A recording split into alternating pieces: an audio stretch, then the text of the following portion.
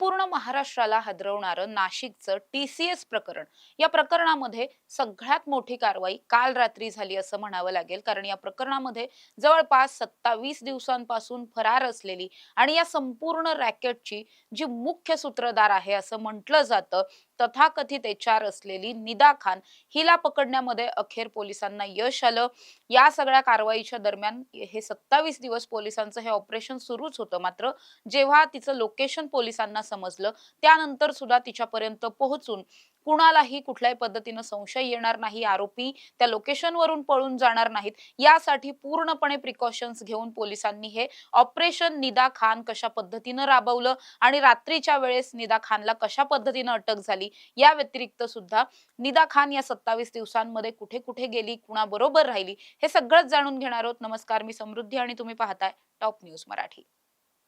अतिशय प्रसिद्ध असलेल्या TCS कंपनीच्या नाशिक ब्रांचमध्ये हे सगळं घडलेलं होतं आणि मुळात या प्रकरणामध्ये काय सुरू होतं तर काही असे लोक होते या कंपनीमध्ये ज्यांच्याकडून मुस्लिमेतर जे इतर धर्मीय एम्प्लॉई होते, कामगार होते, त्या सगळ्यांवरती मानसिक, शारीरिक दबाव टाकला जायचा, त्यांचा छळ केला जायचा, त्यांना वेगवेगळ्या पद्धतीने मुस्लिम रीतिरिवाजानुसार काही गोष्टी शिकवल्या जायच्या किंवा बुरखा कसा घालायचा, खुदा हाफिज म्हणायचं, असं सगळं त्यांच्यावरती जबरदस्ती केली जायचे, असे सगळेच आरोप होते.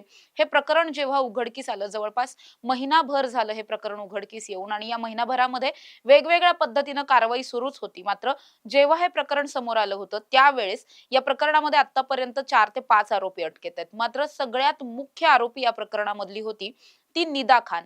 निदा खान ही या कंपनीची HR आहे आणि तिच्याच माध्यमातून हे सगळं रॅकेट सुरू होतं. धर्मांतराचा हा सगळा प्रकार केला जात होता.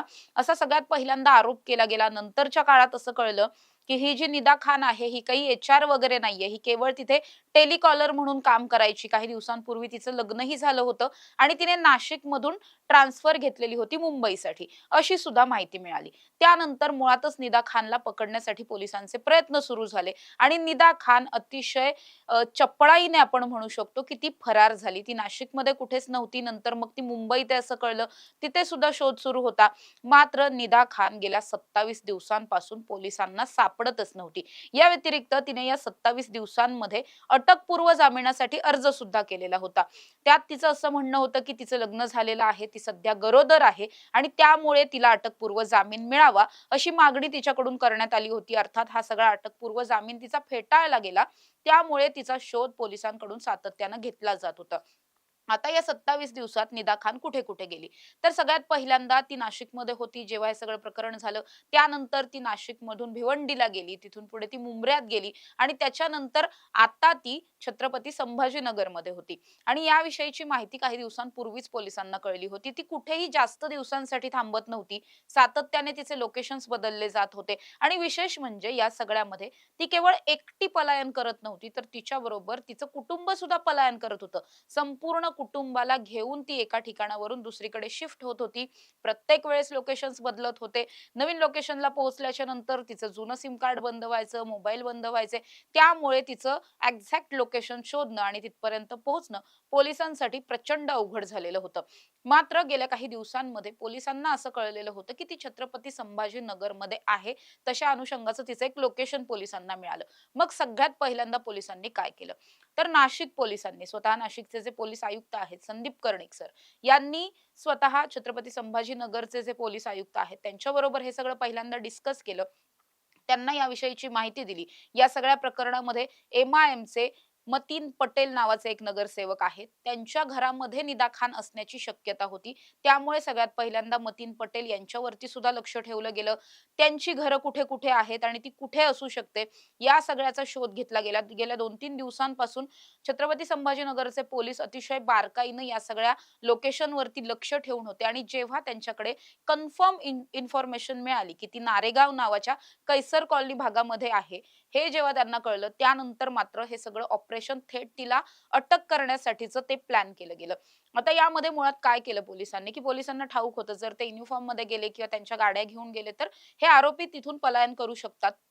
त्यामुळे सगळ्यात पहिल्यांदा पोलिसांनी सगळेच पोलीस जे आहेत ते सिव्हिल ड्रेसेसमध्ये गेलेले होते. कुणीही युनिफॉर्म परिधान केलेला नव्हता. त्यांच्याकडे एकही गव्हर्नमेंटची गाडी नव्हती, पोलिसांची गाडी नव्हती. अगदी साध्या गाड्या घेऊन आणि साध्या वेशामध्ये कुणालाही संशय येणार नाही अशा पद्धतीने काल रात्री जवळपास 11:30च्या सुमारास पोलिसांनी निदा खान राहत असलेल्या घरावरती छापेमारी केली. तिथे पोलिसांना असं वाटत होतं की निदा खान एकटी सापडेल, मात्र तसं झालं नाही. निदा खान बरोबर आणखी 4 लोक होते. टोटल 5 लोक या सगळ्या कारवाईमध्ये सापडले, ज्यामध्ये निदा खान, तिचे आई वडील, तिचा भाऊ आणि तिच्यासोबत तिची मावशी सुद्धा होती. या सगळ्यांना पोलिसांनी ताब्यात घेतलं. आता इतरांच्या बाबतीत काय झालं याविषयीची कुठली अपडेट नाहीये, मात्र निदा खानला पोलिसांनी तातडीनं अटक केली. त्यानंतर सगळ्यात पहिल्यांदा तिची सोनोग्राफी केली जाणार आहे. तिचं जर म्हणणं आहे की ती गरोदर आहे, तर ती खरंच गरोदर आहे की नाहीये याविषयी सगळ्यात पहिल्यांदा पोलीस सगळा वैद्यकीय अहवाल मिळवतील आणि त्यानंतर पुढची कारवाई कशा पद्धतीने केली जाऊ शकते या सगळ्या विषयीचं पुढची भूमिका जी काही आहे ती ठरणार आहे. मात्र या सगळ्यामध्ये निदा खानला तर अटक झाली, पण या प्रकरणामध्ये आणखी एक प्रकरण ऍड झालं, ते म्हणजे MIMचं कनेक्शन.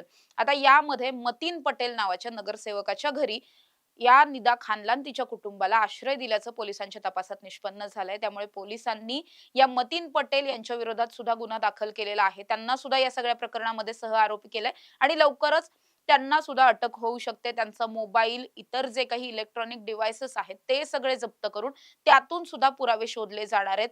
निदा खानचा थेट MIM पक्षाशी काही संबंध आहे का, किंवा MIMच्या या मतीन पटेल यांचा या सगळ्या धर्मांतराच्या रॅकेटशी काही संबंध आहे का, या सगळ्याच अनुषंगाने सध्या छत्रपती संभाजीनगरचे पोलीस सुद्धा आणि नाशिकचे पोलीस सुद्धा सगळेच मिळून ह्या सगळ्यामध्ये आता तपास करताना पाहायला मिळणार आहे. त्यामुळे निदा खान 27 दिवसांनंतर अटक तर झाली आहे, तिच्याकडून अनेक मोठ्या आणि अनेक महत्वाच्या प्रश्नांची उत्तरं मिळण्याची शक्यता सुद्धा आहे. मात्र निदा खान प्रकरणामध्ये आता हे जे काही एक नवीन MIMचं कनेक्शन आलंय त्यावरती सुद्धा सध्या फोकस केला जातोय आणि आणखीन काय काय महत्वाची माहिती समोर येते हे पाहणं महत्वाचं असणार आहे. अशा ताज्या आणि महत्वाच्या बातम्यांसाठी तुम्ही पाहत राहा टॉप न्यूज मराठी. आपला महाराष्ट्र, आपली बातमी. तुमची car, electric panel, data server आगीपासून सुरक्षित आहे का? नाही? मग आजच बसवा F protect temperature activated fire suppression device.